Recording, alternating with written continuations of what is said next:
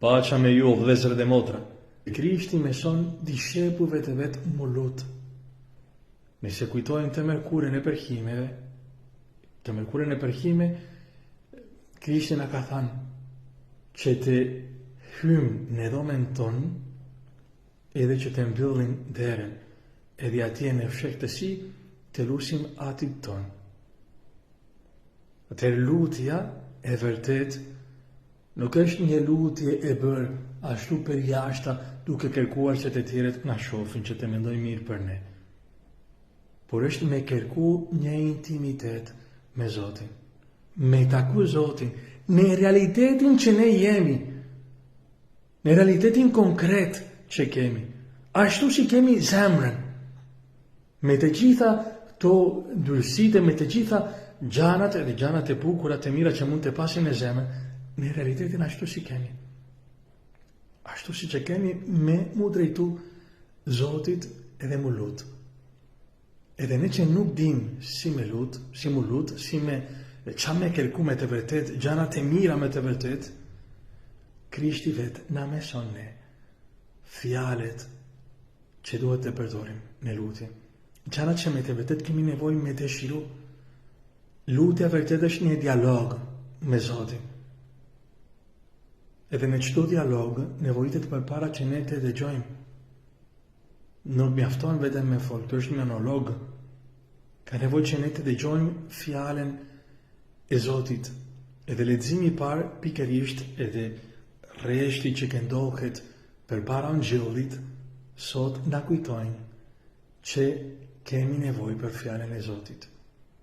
Që ta dëgjojmë atë që të na shndrit jetën, që të shohim çfarë kemi në zemër, por edhe çfarë kemi nevojë. Edhe lutja që Krishti na ka mësuar është një lutje që është frymzuar prej Zotit, është fjala e Zotit që na mëson çfarë duhet të dëshirojmë. Atëherë lutja e vërtet është një palestër dëshire. Ashtu thot Shën Agustini. Krishti me këtë lutje me atë na defton çfarë janë gjanat më të vlefshme, gjana që me të vërtet për të cilën ne kemi nevojë, që ne ta dëshirojmë ato gjithmonë më shumë, edhe jo vetëm për ne, por edhe për të tjerët, sepse Ati, edhe kjo është diçka themelore në këtë lutje, që ne drejtohemi Atit që na don pamash, që jemi fëmijët e Tij. Edhe Ati nuk është vetëm Ati im, është Ati ynë. Edhe gjanat që unë kërkoj edhe për vëllezërit e mi. Ta shohim pak këto kërkesat që bëjmë në lutjen. Përpara ne kërkojmë që të jetë shenjtëruar emri i Zotit. Do me thënë që ai të shenjtëroj emrin e Tij në ne edhe në të tjerët. Si e ka shenjtëruar në Krishtin. Do me thënë që ne të hymë në kryq, në kryqin tonë të përditshëm, që mund të duam të tjerët, ashtu si Krishti në kryq, duke u bindur Atit e duke falur të tjerët. Ashtu shenjtërohet emri i Zotit. Do me thënë që në ne të shifet imazhi i Atit tonë.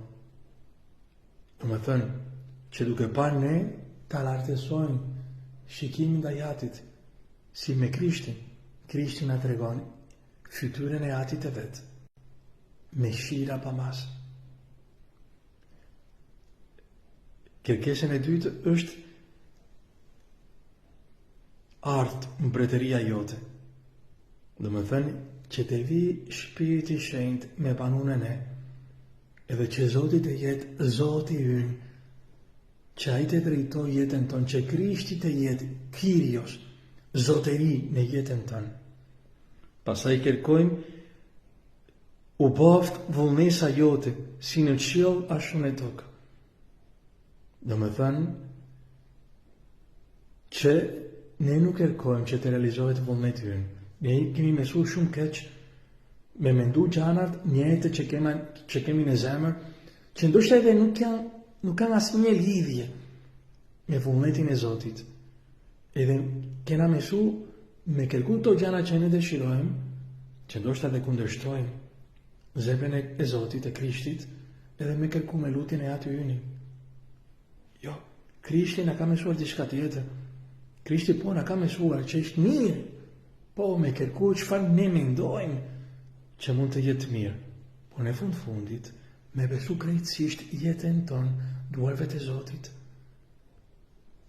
Po atë, nëse është e mundur që të kaloj prej meje këtë kelk, por që të mos pahet vullnesa ime, por vullnesa jote. Pastaj kërkojmë na jep sot bukën tonë të përditshme. Më thënë kërkojmë bukën, jo vetëm bukën për gojen tonë, bukën për ata që kanë uri, por kërkojmë bukën e vërtet, që është Krishti. Na jep sot që të ham Krishtin, jo vetëm në Eukaristin e Shenjtë, por edhe fjalën e Tij, edhe që të ham edhe vullnetin tënde. Vullnetin tënde. Krishti thotë, unë kam një ushqim që ju nuk njihni. Edhe ushqimi im është me ba vullnetin e Atij që më ka kërkuar.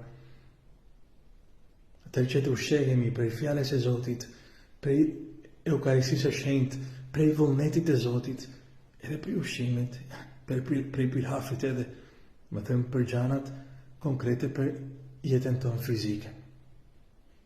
Pastaj kërkojmë na fal ne si falim ne fajtoret tanë. Do me thënë imi të thanë, o Zot, ashtu si unë kam pas mëshirë për atë person, ki mëshirë edhe për mu. Por në të njëjtën kohë imi të thanë, ashtu si unë urrej atë person, edhe nuk ka qansë që unë ta fal atë person, e nuk dëshiroj këtë gjë, mos me fal as mu. Tërkurajo, kjo është lutja e fëmijëve të Zotit, e atyre që kanë filluar me pas dhemshuri për të tjerët, sepse kanë eksperimentuar dhemshurinë e Atit, mëshirën e Tij, edhe kur ne lusim me këtë lutje, jemi duke kërkuar edhe që zemra jonë të jetë ma e madhe për të falur të tjerët, për të jenë gjithmonë ma shumë të mëshirshëm si Krishti është i mëshirshëm, si Ati është i mëshirshëm. Kërkojmë pasaj edhe që të mos në lërë të bijem në tundim. Do më thënë që të mos mohojmë Zotin. Që gjanat në këtë botë të mos në largojmë prej Ti, prej Krishtit, prej Atit ton, që të mos zbresim prej kryqit ton të përditshëm. Gjeshtat na liro nga i keqi, na liro nga shulmeve, nga shulmet të djallit, që të mos bijem në mashtrimet e Tia, në këto të ndimet, bi sigurin, bi historin ton, bi idhujt të botës, si Krishti që ka të tunduar në shkretë të tjërë, që dhe ne të fitojmë, të mundim djallin, kurajo. Por jo vetëm që të mundim djallin, por edhe e kërkojmë edhe të mirën, edhe fizike, të mirën shpirtërore, na liro nga të keqijat. Që lëftu Krishti.